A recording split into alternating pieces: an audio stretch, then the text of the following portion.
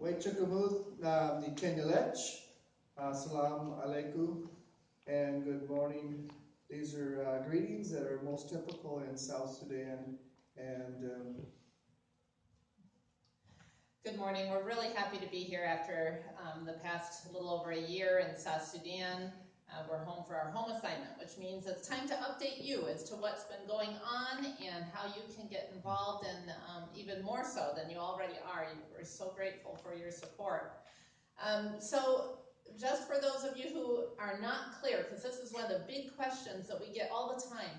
Teresa, do you work for Commission to Every Nation, or are you guys working for Across? Well, the answer is both. Our sending agency is Commission to Every Nation, and our receiving agency, the organization that receives us, is called Across. And that's a South Sudanese ministry founded in 1972 that has stayed in South Sudan during times of peace and times of war. We're really happy to serve there, but when you get our prayer cards and things in the mail, it always says Commission to Every Nation. So don't let that confuse you. Commission to Every Nation sends us, Across receives us. And that's how that works.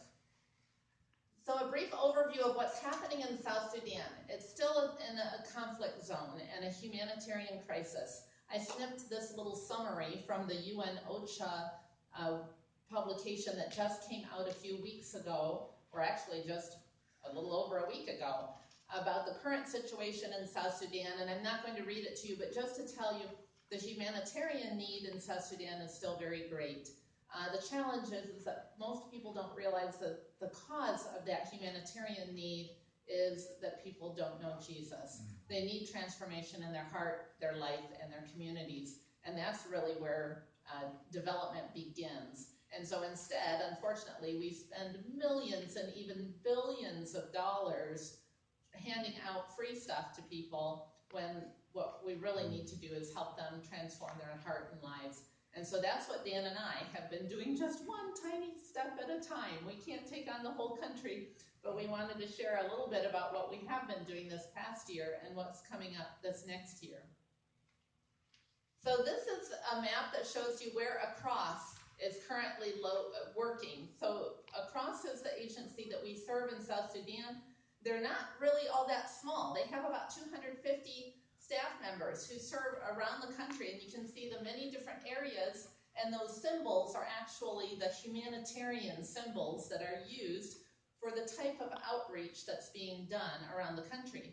So Across implements projects on behalf of humanitarian organizations, but being a Christian organization with a mission of Christ-centered transformation, our focus is a little bit different, even when we are doing these humanitarian projects.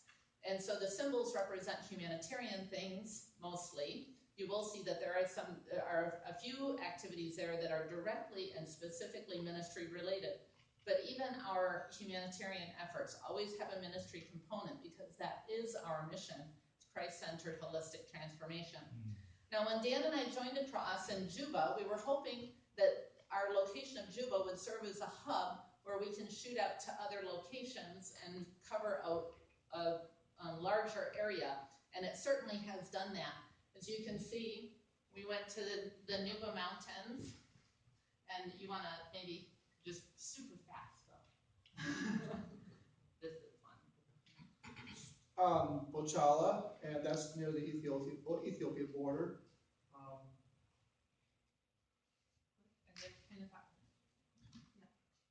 And then also over to another area near the Ethiopian border to a survey trip to unreached people groups in South Sudan that don't have a witness or a church there, and checking those out so we can mobilize local missionaries to go there and figure out how they can support themselves.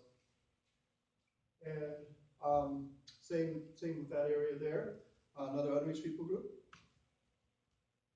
And then the Kakuma refugee camp, mobilizing people to go back from the refugee camp with their education to reach their home communities, and also up to Bor, where we've been working with in previous years, and follow-up work there. And then down to Uganda, to work with refugee camps, do agricultural training there, and a couple of different places in Uganda. Yes. And Teresa went to Yei, and so a lot of different places, a lot of different areas of focus,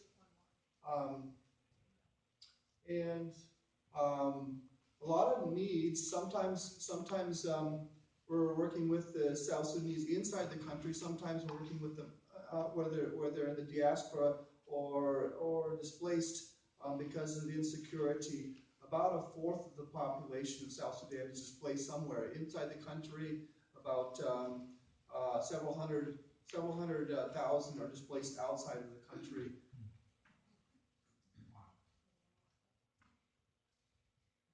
So here you'll see me. This is what the traditional house looks like in some of these unreached people groups, and that we were on a survey trip and figuring out how we could reach these people.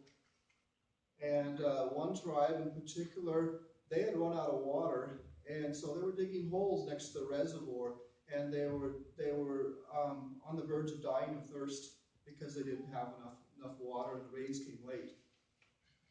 And also what we're doing is developing the capacity. This is a man who's I'm working with to plant eucalyptus trees as an income for ministries. And I'll do a lot of outside training, flip charts, and that's the Kakuma refugee camp. The whole group, there was over 100 that I trained there at the Kakuma refugee camp. And also I do some training in leadership development, godly governance, administration, because we really have to plant a Christian foundation among the officials and the pastors, the teachers, all different groups of leaders. We have to plant the Christian worldview there as one of our mission areas. And working with street children. And I'm mentoring a young man, and we're launching his ministry here and praying over the different ministries that we're working with and that are connected with street children and orphan ministry. So sometimes I get the microphone too, and so I'm oftentimes actually asked to speak at different events just as one of their guest speakers. And so I'm always privileged to do that. This one was for the Street Children Ministry. There was another for orphan care that same week, actually. And then the Literacy Project up in the Nuba Mountains. Sometimes I get to organize trainings and facilitate discussions around that. And then in the Nuba Mountains, meeting with some of the educators there regarding the Literacy Project and the need for education. This woman, even though she's dressed, she is a Christian, but people still, they dress that way. But it's an area where it's about, I don't know if it's quite 50-50, 70-30, 70% Muslim. Yeah. And then I'm teaching at Nile Theological College. It's one of my most exciting things that I do. I have 28 first-year theology students that are studying English language, and they have very different levels of English ability, and it's a really challenging thing to do. There we go. And then I do work with several different groups with orphans. These kids are at Nile Orphan Care and Interethnic School, which has 914 primary school orphans from all different communities that are there. Just real briefly here, there's opportunities even outside of giving support to us. There's opportunities to get involved with your time, and that's what I want to focus a little bit on here right now. Is because we need people that may have be able to mentor and audit audit the ministries that are there working with orphans and street children. So much of it's falsehoods, and donors need a secure way of connecting with groups that have good practices and good ministry accountability, and then. Also, you can be involved in if you have any kind of a skill, we could use you short-term, long-term in South Sudan, or even mentoring someone through the internet. And then also, Laptop computers and smartphones are a tremendous asset to those working in ministry there. They don't have access to those things in the finances to do that.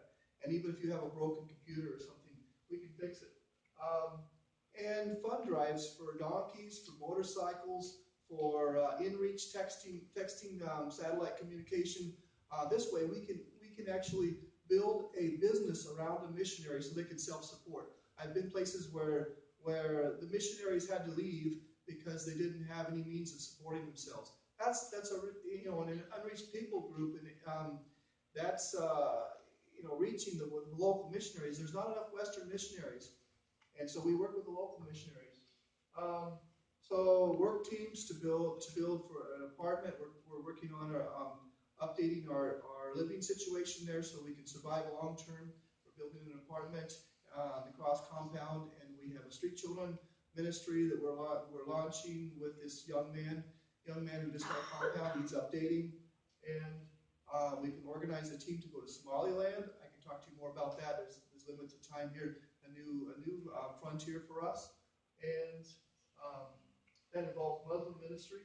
And I mentioned the Godly Governance Administration training. If you like apologetics, I'd encourage you to get involved with that. I can train you how to do that ministry.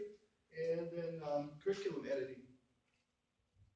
I think the most important thing that we want to say while we're here, though, is thank you for your prayers and your support. Please do continue to pray for us. November 12th is the deadline for the reestablishment of the unity government in South Sudan. And right now, all of the news reports that are coming out this week are anticipating that there could be some violence that may happen.